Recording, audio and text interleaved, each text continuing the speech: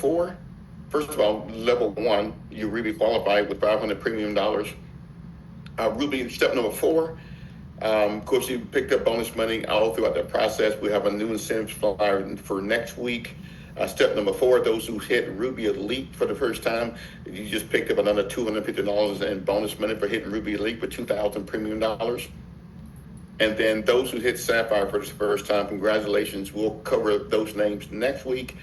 And you not only picked up, we doubled that bonus. If it's your first time, it's a $1,000 bonus. If you hit that, that will be coming your way. So that's great. Another nice bonus for you. So we'll cover these next week. There'll be new flyers. Of course, this is wrapping up 2025, but since we're still in effect right now, we want to make sure. And just tracking your incentives again, tracking your numbers. John talked about this.